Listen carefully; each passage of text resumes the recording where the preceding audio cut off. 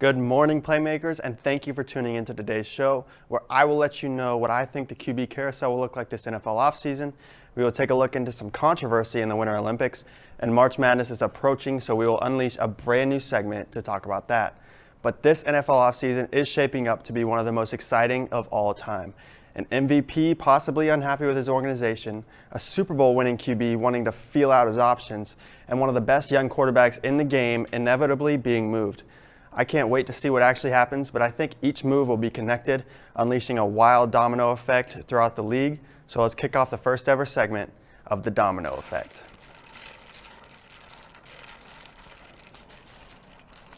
So the first domino is going to be Aaron Rodgers. He posted to Instagram the other night, thanked everyone. He's grateful for his time, basically what every goodbye entails. I believe he is going to the Denver Broncos, being the first domino to fall. But who is Aaron Rodgers without his right-hand man, Devonte Adams? He's been unhappy, and it is said that there has been no talk of an extension. I think the Packers will franchise tag Devonte Adams pretty soon and include him in this trade. So the trade entails Devonte Adams, Aaron Rodgers for the 9th overall pick in this year's draft, and next year's first-round pick, the 40th overall pick in this year's draft, and Jerry Jeudy to replace Devonte Adams. Can't really replace Devonte Adams, but Jerry Jeudy is going to be a stud, and that's who I have going to the Green Bay Packers. But if Rodgers alone makes Denver an immediate contender, you throw Adams in, it's over for the whole league. Next domino to fall will be Russell Wilson. He says he wants to explore his options, whatever that means. But I don't believe Wilson gets traded unless the offer is too good to pass on. And this team may have enough firepower and willingness to make it happen. The Washington Commanders. So listen to this. They said that they are willing to throw in anything. So they're going to throw in Chase Young and 2 first-round picks, the 11th overall pick from this year and next year's first-round pick for Russell Wilson. They want to find their franchise quarterback. They think they're a quarterback away. I don't really agree with that. I think they're a lot away, but this would definitely make this a contender in the wide-open NFC. But yeah, so this deal gives them a franchise quarterback. The third domino and final domino of the day is Deshaun Watson. Last year, he was adamant about wanting out, off the field issues. The Texans not budging on their asking price ultimately led to no trade happening, and Watson sitting out the whole season. But it is finally time. The Texans have no choice. He's gone. They've already drafted his replacement, Davis Mills. I believe the only team willing to pay the full asking price and more for Watson is the new Brady-less Buccaneers. Tampa misses out on Rodgers, Wilson, who may be at the top of their list, but they get someone that's younger, proved that he's worthy of being a franchise quarterback. Now, I mentioned that they would overpay just a bit for Watson, but this is a little more than that. So they would get the 27th overall pick, next year's first-round pick, the year after that's first-round pick, this year's second-round pick, next year's second-round pick, and next year's third-round pick for Deshaun Watson. I think the Buccaneers saw what the Rams did this year. So who cares about draft picks if your roster is ready for the Super Bowl, which this Tampa team is. So prepare for the NFC to run through Tampa for at least the next 5 years once this trade happens. But let us know who you think will be on the move this offseason after the show on our Instagram at Good Morning Playmakers. But when we come back, we debut a brand new segment I cannot wait for. Stay tuned. From adversity, we rose. We made history and became pioneers, voyagers, champions, Jayhawks. And when our chant rises, haunting and hallowed, Jayhawks are telling the world what's near. Victory. Recently, there was a very controversial incident in the sports community. Russian figure skater Kamila Valieva tested positive for a performance-enhancing drug before the Winter Olympics. It was decided shortly before she was slated to compete that she would still be allowed to compete, regardless of her positive test. What do you guys think about this decision? How does it relate to U.S. sprinter Sha'Carri Richardson after her controversial suspension from the Summer Games last year? Honestly, we've seen a lot like this happen with the Russians. It's not something new that they've done. So I think that the fact that they keep getting away with this is something that the International Olympic Committee needs to take into consideration going into the future Olympics, because they let her still compete, and like I guess they considerably took her medal away, but it's still something that they need to take into consideration because this cannot keep happening. They can't keep getting away with it. Yeah, no, Russia has a huge history of Olympic doping scandals, and the list goes on. So this added one for Richardson, it brings up racial bias in the decisions. And for Kamila Valieva, who took the drug, that's a performance-boosting drug, while marijuana isn't. So that's where that kind of stirs the pot. And something else that I was thinking about is she's 15 years old. Right. And you know how, Russians put their Olympic athletes into training at very young ages. They don't have a decision in their life. So I don't even know, if we can say this is necessarily her fault. We might be able to make the argument That's that, what I was going to mention. the Russian Olympic Committee did this to her. Right, and they're so young that I almost feel like there's a little bit of brainwashing. She doesn't have a sense of mind. Yeah, I agree. And I think it's sad that, they have that, but there's nothing that they can really do at that point. She's 15 years old, and she said it was, they probably took her right before she went to a press conference. They're like, here's what you need to say, stick it in your brain, don't say anything 100%. else. And I just think that's what happened to her. 100%. You guys are right. The problem roots with the ROC. That's where it roots from, because these, you can't brainwash these kids. A 15-year-old is a kid. I mean, you can't, I don't know what the rules are in Russia, but you can't legally drive a car in this country at that age. Right. And the fact that we can't really say if it's her fault or not, but I think you guys are totally right. It roots with the ROC. There's problems with the ROC. It's obvious. And I think it's on the Olympic Confederation as well. So there's problems on both ends of the spectrum here. Yeah. So it's up to both of these two to make a compromise, figure this out, because it's on Russia. It really is on Russia. Are you going to blame this figure skater? It's her who did it. So you have to throw a little bit of the blame on there. But the first question you'd ask when you see something like that is, where does she come from? And she comes from Russia, and Liv said it's a long line of things like that, and it's just unfortunate. And I hope, obviously, that these two sides can figure out some kind of penalty for this. And did you hear what she said during the press conference? What she told everyone? Said it was her grandpa's medication. Okay, see, this is what I was wondering. I don't know if you guys have the information or not, but does she have a heart problem? Because I know the drug was supposed I haven't to. heard it. I did hear that that's what the drug's for. Yeah, is for people with heart problems. Yeah. But I wouldn't. I'm just speculating, obviously, but I haven't heard anything that she has a heart problem to go along with that. I'm no doctor, but she's 15 years old, and I'm pretty sure she's not going to be having a heart problem at 15 years old unless she was born with it. Right. So it's just things like that you have to take into consideration. But again, I am no doctor. I have heart problems, and I was born with it, but my medicine doesn't make me a better athlete. That's what I'm going to say. If you were, you wouldn't be here right now. Right. No.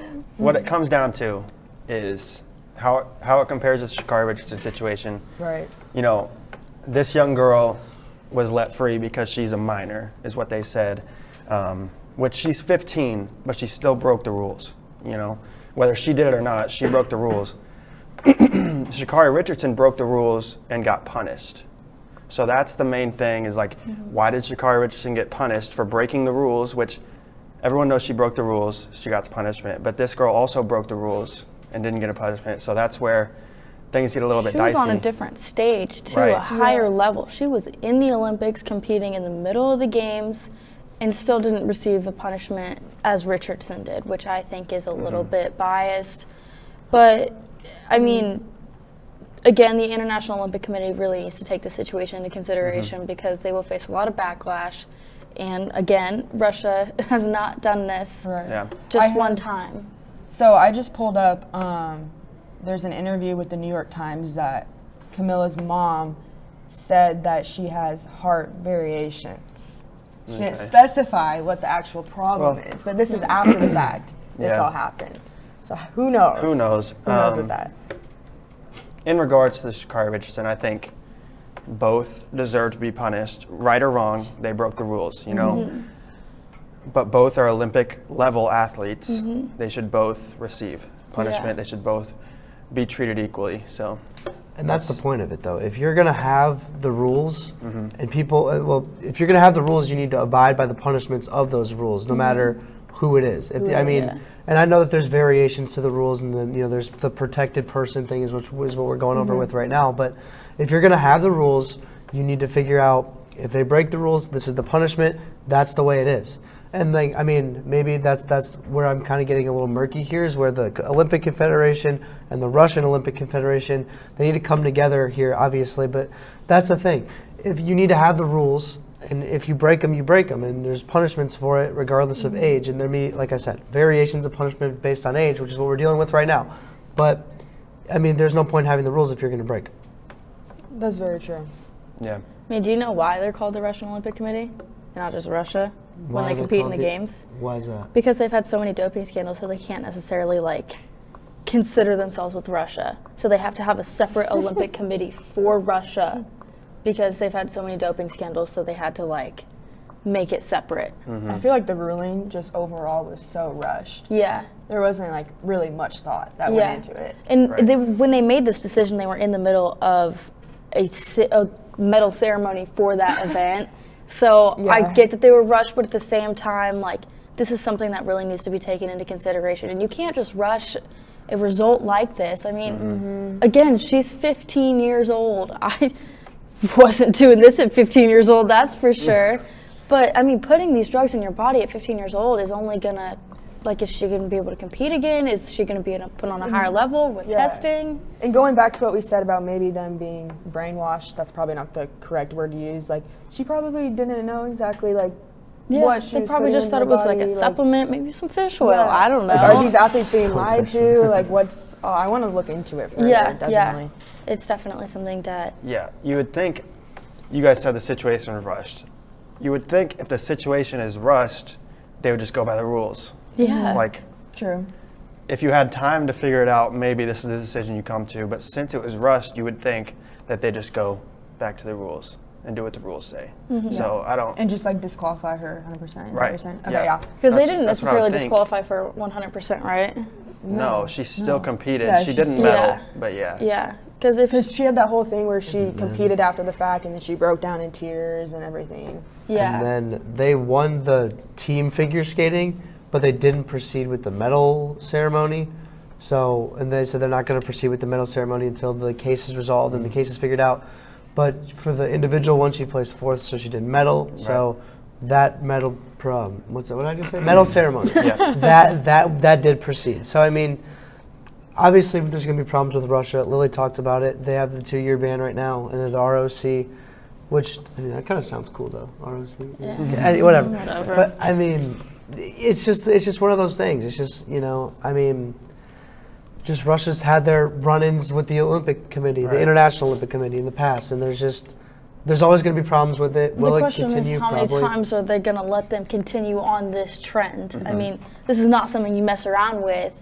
This literally alters an entire athlete in the way they perform, and it can ultimately, not let other athletes in different countries place because they probably worked their butt off. They didn't do anything illegal to take anything, but they still didn't medal, and they take that opportunity and that chance away from them from winning gold or anything like that. Right, and that's who I feel bad for, because when you talk about 2022 Beijing Winter Olympic figure skating, you're going to think about this girl. Yeah. She didn't medal, but this is still going to be the first thing that comes up.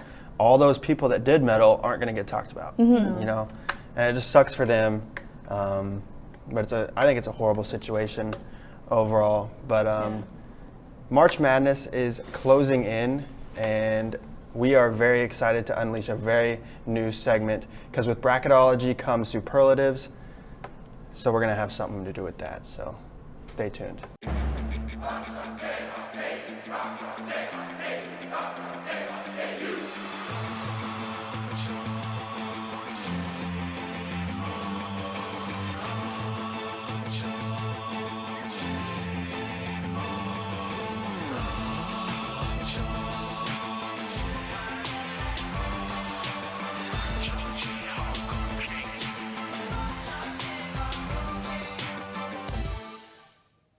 March Madness is closing in, and there are so many different things happening, but I am most excited for bracketology. And with bracketology comes superlatives, so let's kick off the first ever segment of Wheel of superlatives. Let's go.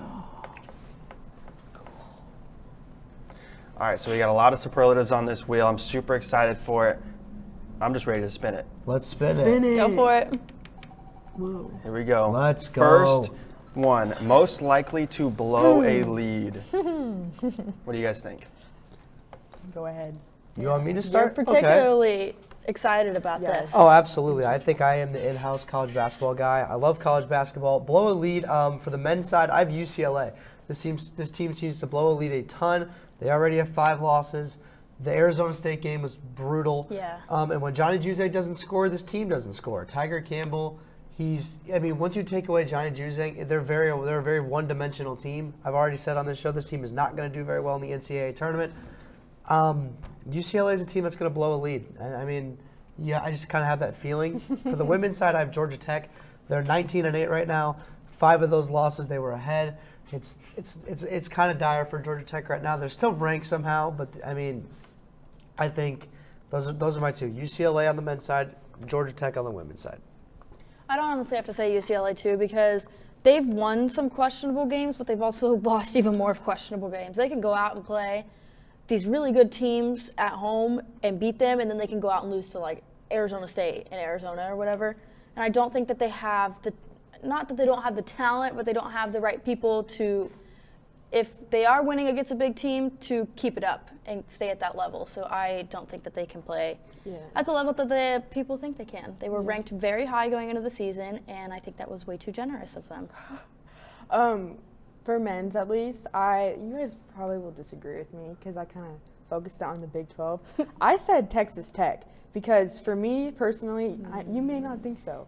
Texas Tech, they're head cases. If you saw them, against Kansas in Allen Fieldhouse, all starters were head cases. They put shots up, but they are such an emotional team, and it shows in their body language and just what they say. I was able to be down there closer to them, and they just could not agree with each other one bit. And then obviously when KU went to Texas Tech, they beat us, and they were without their 2 best players. So I think they can compete, but in my opinion, in the tournament, I think that just with how emotional those boys are, they could blow a lead. That's what I think. Yeah. So with me, I went a different route. My most likely team to blow a lead is probably one of the most talented teams in the nation. It's Auburn. Listen to this. What? Auburn has played 12 games this year that have been decided within less than 10 points. They allow teams to stick around, and you can't do that in the magical times of March Madness where one shot can change everything. As they say, one shot can change the world. But also, on the women's side, Baylor is the same way. They've played 10 games this year within 10 points. They were swept by Oklahoma. They've lost to 4 different teams who are currently ranked below them. So I don't know. I think they're ranked too high, and I think they'll be expected to do too much, and they're just gonna blow it. Interesting. 2 good picks there, honestly. 2 good picks. So you guys ready to spin again? Let's do it again. Let's do it. I love this wheel. Spin that wheel. Oh, Blow a lead again. awkward. Go all the way. Yes. What do you guys think? Perfect. Jackson, take it away. Listen, I like doing this little camera thing. Camera 1 right here, perfect. Oh boy. So, I have Purdue going all the way right now. My reasoning for that. The team that everybody writes off. No, not a lot of people are going to have Purdue winning their bracket challenge this year. That's okay. Same thing that happened with Baylor last year. People wrote off Virginia the year before that because they lost to UMBC. That's who you don't want to write off. I'm telling you right now, people are going to write off Purdue because they lose these close games and they let teams stick around in the Big Ten. The Big Ten is loaded. Give me Purdue because people are sleeping. Zach Edey's great. Travion Williams is great. Jay Ivey's a lottery pick. This team, top to bottom, what is there not to like? Jay Ivey shoots 45% from 3 as a point guard and can get to the rim with the best of them in the country. Give me Purdue as my team to go all the way. And for women's, South Carolina, you kind of be silly to not pick South Carolina right now. They're insane. They're the best team in the country. This is the clear-cut team. They received all the votes in the coaches poll. They're almost impossible to beat. So I would take South Carolina for my women's team. South Carolina, too, for women's. They're that type of team that's going to go all the way. No questions. No questions. And they're a number 1 team, too, who, sometimes you'll see those number one teams where you'll still have, these doubts about them. South Carolina is such a well put together team, and they are a number one seed, the number one of number one seeds. I don't see them trending downward. I don't see them playing differently in the tournament. I think that they will still play at that number one seed level going into the tournament, and I could see them going all the way to the end of that tournament and winning that thing. Yeah, they're a dominating team. Yeah, South Carolina hasn't lost a game since December. And they lost it by 1 point. Right. Yeah. They've beaten 6 top 15 teams, and Aaliyah Boston may be the most dominant force in basketball right now. Careful. But my pick for the men's, they disappoint every year, but I think they can finally do it. Gonzaga is playing out of their mind right now. They've won 16 in a row. They're number one for a reason. In February, Chet Holmgren, 14.6 points per game, 3.8 blocks, 12.6 rebounds and 2 assists. Drew Timme, 18.6 points per game, 7.4 rebounds and 3 assists. I'm pretty sure you could go out there and score 14 against San Diego. Oh, I don't know. I don't know. You guys haven't seen my shot before, but I think this front court is the best in the nation, and they can finally do it. I don't know. I don't think I'll ever pick them. All right. I don't think I would either. It's don't fall into the trap, man. Just don't fall into the trap. I fall into the trap every year, I know. So do I. I had him winning last year. Oh, But, gosh. Let's spin it. sorry. Let's spin it again. Spin it again? Yeah. Do it Let's again. do it again. I want to see. Surprise. Who is going to be the surprise team this year?